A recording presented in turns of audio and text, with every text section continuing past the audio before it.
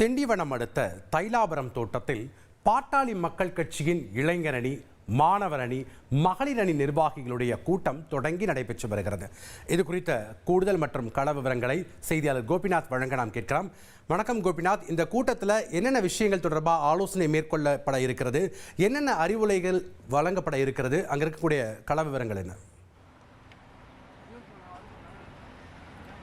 கடந்த 2 நாட்களாக திண்டிவனம் அடுத்த தைலாபுரம் தோட்டம் பரபரப்போடு காணப்படுவது தொடர்ந்து நம்ம பார்த்துட்டு இருக்கோம். நேற்று பாட்டாளி மக்கள் கட்சியின் மாவட்ட தலைவர் மற்றும் மாவட்ட செயலாளர்களோட கூட்டம் நடைபெறும் என பாட்டாளி மக்கள் கட்சியின் நிறுவனர் டாக்டர் ராமதாஸ் அறிவிச்சிருந்தார். அதன்படி நேற்று மட்டும் 15க்கும் மேற்பட்ட மாவட்டங்களிலிருந்து நிர்வாகிகள் இங்கே டாக்டர் ராமதாஸ் சந்தித்தாங்க. அவருக்கு வந்தவங்களுக்கு டாக்டர் ராமதாஸ் அவர்கள் பல்வேறு அறிவுரைகளை வழங்கினார். இதில் பார்த்தீங்கன்னா முக்கியமான விஷயம், வருகின்ற சட்டமன்ற தேர்தலை எப்படி சந்திக்க போகிறோம், படுத்துக்கொண்டே 50 தொகுதி ஜெயிக்க போகிறோம், அதற்கான அறிவுரைகளை வழங்கினோம் என்பது நமக்கு செய்தியாளர் சந்திப்பில் தெளிவாக சொல்லியிருந்தார். அது மட்டும் இல்லாமல் மக்களை எப்படி அணுகுவது, மக்களிடம் என்ன பேசுவது உள்ளிட்ட பல்வேறு விஷயங்களை நேற்று வந்திருந்த மாவட்ட தலைவர் மற்றும் செயலாளர் கூட்டத்தில் டாக்டர் ராமதாஸ் அவர்கள் அறிவுரையாக வழங்கி என்னென்ன செய்யணும், தேர்தல் எப்படி சந்திக்க போகிற அறிவுகளை வழங்கி அமைச்சார்.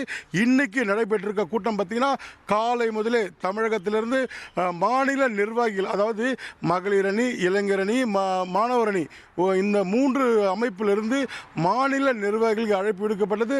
இதில் பெரும்பாலான மாநில நிர்வாகிகள் இங்கே வந்திருக்காங்க. அவர்களுக்கான கூட்டமும் தற்போது டாக்டர் ராமதாஸ் அவர்கள் நடத்திட்டு இருக்காரு.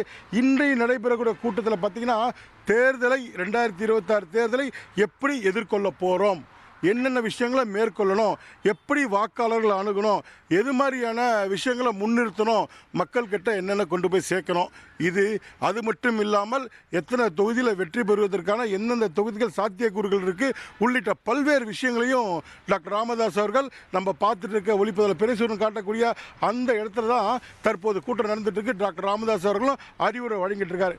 இது மட்டும் இல்லாமல் சற்று முன்னர் பாட்டாளி மக்கள் கட்சியின் கௌரவ தலைவர் ஜி.கே. மணி செய்திகளை சந்தித்தார்.